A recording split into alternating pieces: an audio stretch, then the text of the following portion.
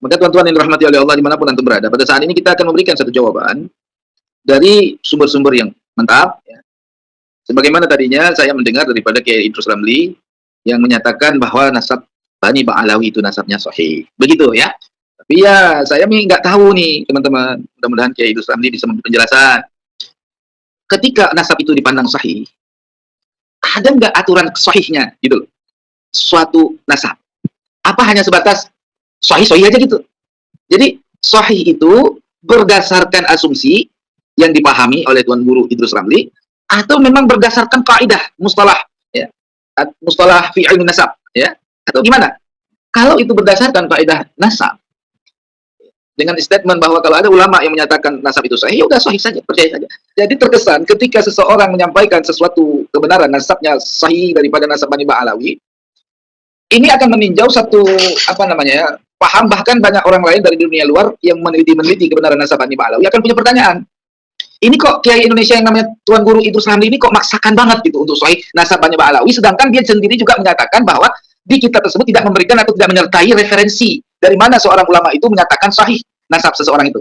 Yang ingin saya sampaikan bahwa sebenarnya nasab para sayyid atau para habib Ba'alawi kepada Rasulullah SAW menurut para ulama yang mu'tabar, para sejarawan, para ahli hadis, para ulama Syafi'iyah, di mana memang Ba'alawi memang rata-rata bermazhab Syafi'i, itu nasabnya sahih kepada baginda Rasulullah SAW. Perlu diketahui ya, kalau antum menyatakan bahwa ulama ahli sunnah yang mu'tabar, mereka mengatakan bahwa Bani Ba'alawi itu sahih sebagai dzurriyyah Nabi. Pertanyaan saya, pertama, ulama ahli sunnah yang mana yang mengatakan nasab Ba'alawi itu sahih? Misalkan antum menyatakan Murtada Zabidi, ya, saya ingin minta kitab Murtada Zabidi yang mengatakan nasab Ba'alawi sahih. Bapak Ustadz Idrus Ramli, antum tidak sedang berbicara di kalangan orang-orang yang nggak meneliti kitab, bukan pembaca kitab, jangan begitu. Orang yang mendengar akan mengkaji omongan antum, gitu loh. Jadi Said Muhammad Murtada Az-Zabidi, ya, itu tidak pernah sama sekali ya menyatakan nasab Bani Ba'alawi sahih. Dia hanya menuliskan wa amma Abdullah, ya, wakila Ubaidillah. Itu semua nggak ada isbat di situ. Yang ada isbat kalimat sebelum wa amma Abdullah wakila Ubaidillah.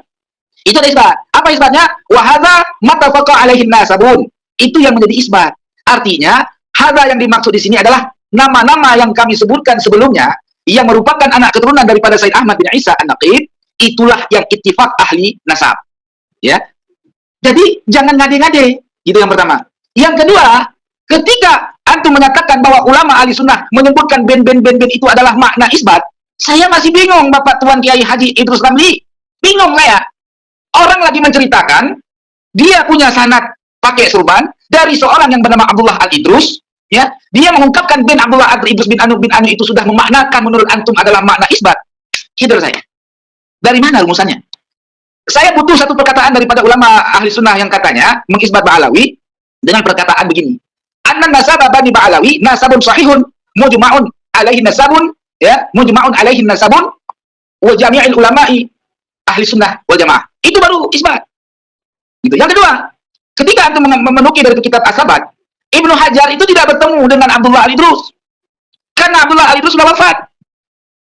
Dari mana Ibnu Hajar mengambil sanad kepada orang yang sudah wafat? Kan lucu. Nah, di situ juga di dalam kitab As-Sabat, di situ ada ungkapan yang apakah ungkapan itu tulisan Ibnu Hajar sendiri atau penambahan dari orang-orang tahqiq atau bagaimana? Wallahu alam. Yang jelas di situ dikatakan Abdullah Al-Idrus adalah gurunya para malaikat. Allah ya Allah, gurunya para malaikat. Gurunya jin dan malaikat, apa gurunya malaikat dan jin, itulah kurang lebih. Oleh taklik menyatakan hadza ghalat. Ini perkataan ghalat, salah, nggak boleh dipakai. Karena nggak ada. Ini kok udah berlebihan ini. Jadi boleh jadi kitab-kitab tersebut, Imam Ibnu Hajar di dalam bahasanya, di dalam tulisan asalnya, di dalam naskahnya dia hanya menceritakan dia mendapatkan rujukan daripada si Abdullah Al-Idrus terkait masalah dia pakai surban, gitu loh. Ya, khilqah, ya. Hanya sebatas itu. Oleh muhaqqiq dalam pencetakan itu Abdullah Al-Idrus bin sampai kepada Rasul, gitu loh. Ya. Adapun ungkapan An-Nasib As-Sayyid di situ itu adalah dia berdasarkan apa yang dia kenal pada saat itu, bukan dalam proses penelitian. Jadi Syekh Al-Imam Ibnu Hajar Al-Haytami menyatakan Sayyid kepada Abdullah Al-Idrus bukan melalui proses pengkajian dan penelitian mendalam. Hanya dalam proses dia menyebutkan karena dia terkenal pada saat itu sebagai ulama dan sebagai orang yang dikenal dengan panggilan Sayyid atau Sadah. Gitu loh. Ya. Nah, Al-Imam Ibnu Hajar Al-Haytami, beliau itu mengambil riwayat ya, langsung ke Abdullah Al-Idrus itu mustahil. Di situ beliau mengambil riwayat daripada muridnya Abdullah Al-Idrus. Begitu teman-teman. Ketika yang ketiganya, ketika Tuan Idrus Ramli menyatakan nasab yang sahih, itu berdasarkan asumsi antum, ijtihad antum, atau berdasarkan kaidah ilmu nasab khususnya ya. Dengan jalan apa Pak Nasr ya? Melalui mendengarkan keterangan saksi. Ya, di sini bisyahadati sima, ya, melalui mendengarkan keterangan saksi bil istifadah, dengan adanya istifadah baginya. Artinya yang telah tersebar luas kabar beritanya tentang kesahihannya. Ya. Au khatti nasabatin tikatin, ataupun cukup dengan adanya catatan sejarah nasabnya atau kitab-kitab nasabnya. Ya, ulama yang ahli nasab. Gitu. Ulama yang ahli nasab. Ya, yang sikah, ahli nasab itu nasabatin sikah, ya. Atau cukup dengan pengakuan ayah terhadap anaknya dan ahli nasab tidak menentangnya dengan menghadirkan keterangan yang lebih kuat dari keterangan yang ada. Nah, ini. Jadi, saya katakan, kalau ada orang mengatakan ahli nasab tidak menentang, siapa bilang? Ahli nasab, ahli sunnah wal jamaah, ahli ilmu kalam, ahli tafsir, mazhab Syafi'i, Asy'ari, yaitu Imam Fakhruddin Ar-Razi yang hidup di abad 5-6, abad 5 ke-6, artinya dia wafatkan di tahun 606 ya. Kalau kita masukkan berarti antara abad 5, 6, 7 ya. Dia hidup di 3 kurun gitu. Hidup lahir di abad ke-5, wafat di abad 6 lebih, berarti masuk di abad 5, 6, 7. Oke? Dan ini adalah orang yang paling dekat zamannya dengan zaman Said Ahmad bin Isa An-Naqib. Di dalam kitabnya Bahrul Ansab, nama asli kitabnya, yang kemudian oleh orang ulama kemudian memberikan nama lain daripada kitab Bahrul Ansab dengan nama Asy-Syajaratul Mubarakah, ya. Di sana menyampaikan bahwa anak Said Ahmad bin Isa hanya 3. Di situ lafadznya wa aqibuhu min thalathati banin. Nah, apabila dalam kaidah ilmu nasab, ulama ahli nasab mengistilahkan dengan kalimat jumlah, ya. Jumlah ismiyah, maka itu terjadi inhisar, ya. Wa aqibuhu min thalathati banin. Itu terbatas hanya 3. Yang pertama, Muhammad Abu Ja'far Ali dan Al-Husain.